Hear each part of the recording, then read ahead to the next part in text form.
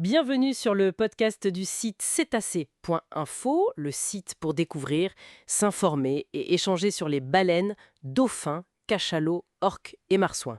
Je suis l'animatrice. Et je suis l'invité du jour, ravi d'être là pour discuter de nos amis les cétacés.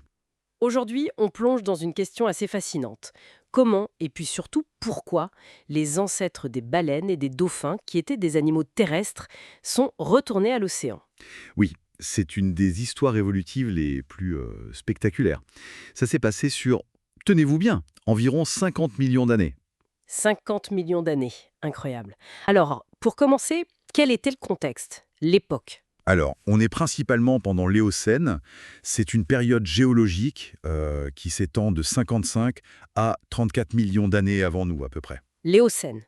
D'accord. Et à cette époque, il faut imaginer, le climat était beaucoup plus chaud qu'aujourd'hui. Le niveau des mers était aussi bien plus haut. Ah oui. Ce qui a créé en fait d'immenses zones côtières très peu profondes, particulièrement autour de ce qu'on appelait la mer de Tétis, qui séparait les continents de l'époque. Un environnement un peu idéal pour une transition. Et il me semble qu'il y avait une sorte d'opportunité à saisir dans les océans à ce moment-là, non? Une place vacante? Exactement, c'est tout à fait ça. L'extinction massive qui a mis fin aux dinosaures, 66 millions d'années plus tôt, n'avait pas seulement touché la terre ferme, Non, bien sûr. elle avait aussi éliminé environ 76% des espèces marines, dont les gros reptiles marins qui dominaient avant.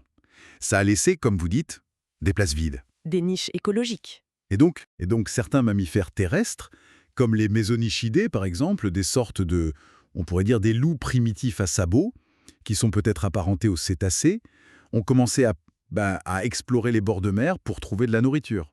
D'accord, donc conditions propices, moins de gros prédateurs marins, mais qu'est-ce qui a vraiment poussé ces animaux terrestres à aller de plus en plus vers l'eau? Fallait une bonne raison. Il y a deux grands facteurs en fait. La nourriture d'abord. La nourriture. Oui. Les océans de l'Éocène, surtout ces zones côtières, ça grouillait de vie. Des poissons, des mollusques, des crustacés. Pour ces animaux, c'était une source de nourriture bien plus riche, peut-être, plus facile à trouver que sur Terre. Mhm. On pense que les tout premiers cétacés, comme Pachycétus, il y a 50 millions d'années, chassaient déjà dans ces eaux peu profondes. Ils sont passés d'un régime peut-être herbivore ou omnivore à un régime carnivore marin. D'accord, la nourriture. Et le deuxième facteur? Vous parliez de sécurité? Oui, la sécurité.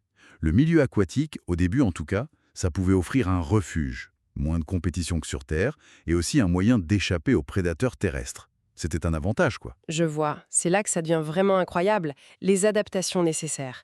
Passer d'une vie terrestre à une vie 100% aquatique, ça demande des changements énormes. Ah oui, extraordinaire. Prenez la locomotion par exemple. Il a fallu développer une nageoire caudale, la queue, très puissante, qui bat de haut en bas, pas comme les poissons. Oui, c'est vrai. Le corps est devenu hydrodynamique, fuselé. Et même la peau a dû s'adapter pour réduire les frottements de l'eau.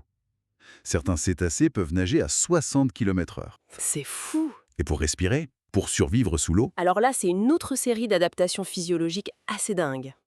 les narines, elles ont migré progressivement sur le dessus de la tête, pour devenir ce qu'on appelle l'évent. Pour remonter, respirer plus facilement. Exactement. Et puis ils ont développé une capacité incroyable à stocker l'oxygène. Pas seulement dans les poumons, mais surtout dans le sang, grâce à plus d'hémoglobine, et dans les muscles, avec beaucoup de myoglobine. D'accord. Et quand ils plongent, leur cœur ralentit énormément. C'est la bradycardie. On parle d'une baisse de 60 à 80% du rythme cardiaque. Impressionnant. Et la pression? En profondeur, leurs poumons sont faits pour s'écraser sans être endommagés. Ils se vident d'air en partie pour éviter les problèmes liés à la pression. Et il y a aussi la question du froid, j'imagine. L'eau refroidit bien plus vite que l'air. Tout à fait, 25 fois plus vite. C'est pour ça qu'ils ont développé cette épaisse couche de graisse sous la peau, le lard. C'est un isolant thermique super efficace. Sans ça, impossible de maintenir leur température interne. Et tout ça, ça ne s'est pas fait en un claquement de doigts, j'imagine. On a dit preuve de cette transition progressive. Ah oui, on a des fossiles magnifiques qui racontent cette histoire. On voit vraiment les étapes.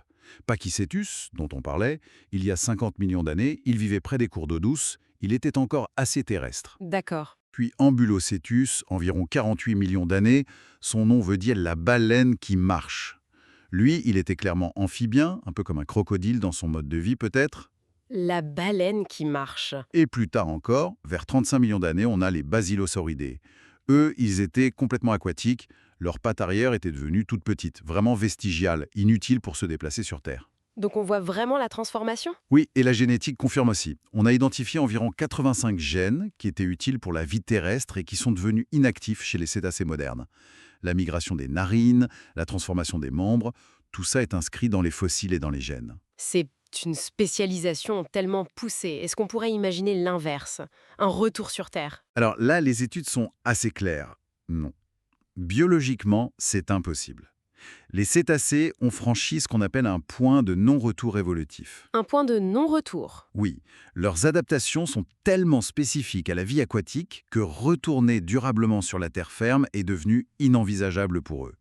C'est vraiment un exemple extrême d'adaptation à un milieu. Donc, pour résumer, on a un environnement qui s'y prête après une grande extinction des océans pleins de nourriture, un refuge potentiel, et puis, sur des millions d'années, une série d'adaptations physiques, physiologiques, absolument incroyables qui les ont conduits à devenir les maîtres des océans. Et c'est un aller simple. C'est exactement ça, une épopée évolutive fascinante. Et ça pose une question finalement, face aux changements environnementaux, qu'ils soient passés ou actuels. Jusqu'où l'adaptation peut-elle aller? Quelles sont les limites du vivant? Une excellente question pour conclure. Merci beaucoup pour cet éclairage passionnant et merci pour votre écoute. Retrouvez plus d'actualités sur cétacé.info et n'hésitez pas à vous abonner pour ne pas manquer nos prochains épisodes.